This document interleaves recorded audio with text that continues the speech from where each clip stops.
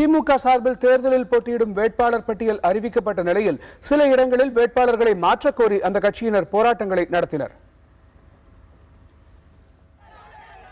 நாகை மாவட்டம் சீர்காழி தொகுதியில் திமுக சார்பில் நிறுத்தப்பட்டுள்ள கிள்ளை ரவீந்திரன் என்பவர் அந்த தொகுதிக்கு அறிமுகம் இல்லாதவர் என்று கூறி சீர்காழி புதிய பேருந்து நிலையம் அருகே 100க்கும் மேற்பட்ட திமுகவினர் ஆர்ப்பாட்டத்தில் ஈடுபட்டனர்.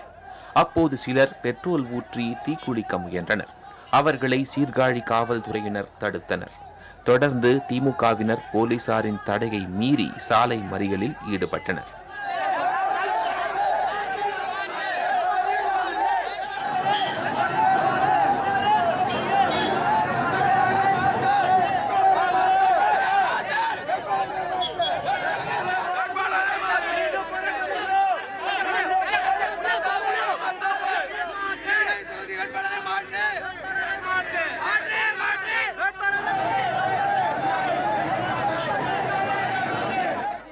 ஆலங்குடி தொகுதியில் நிறுத்தப்பட்டுள்ள சதீஷை மாற்றக் கோரி நேற்று இரவு முதல் ஆலங்குடி தொகுதியில் உள்ள பல கிராமங்களில் திமுக கொடிக்கம்பங்களை அகற்றியும் மாவட்ட செயலாளர்கள் உருவ பொம்மை எரித்தும் பேருந்து மறியல் செய்தும் அக்கட்சியினர் போராட்டங்களில் ஈடுபட்டு வந்தனர். ஆலங்குடியில் உள்ள திமுக அலுவலகம் முன்பு இன்று கருப்பு கொடியுடன் வந்த 1000க்கும் மேற்பட்ட திமுகவினர் வேட்பாளர் சதீஷை மாற்றக் கோரி முழக்கம் எழுப்பி வந்து திமுக அலுவலகத்திற்கு பூட்டு போட்டனர்.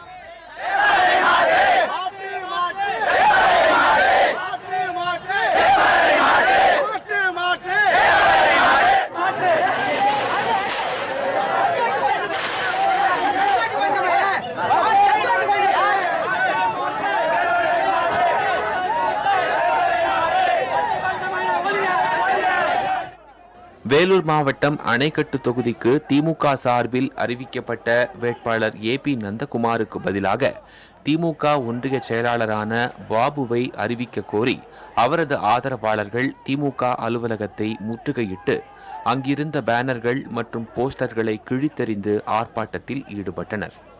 அவர்களை சமாதானப்படுத்த முயன்ற நந்தகுமாரையும் 1 மணி நேரத்திற்கும் மேலாக சிறைப்பிடித்தனர். தகவல் அறிந்து சம்பவ இடத்திற்கு வந்த காவல்துறையினர் நந்தகுமாரை மீட்டு வெளியே கொண்டு வந்தனர். இதுபோன்ற அதிருப்திகள் வழக்கம்தான் என்றும் அழைத்து பேசி சமாதானம் செய்தால் நிலைமை சரியாகும் என்றும் திமுக செய்தி தொடர்பாளர் TKS இளங்கோவன் தெரிவித்தார்.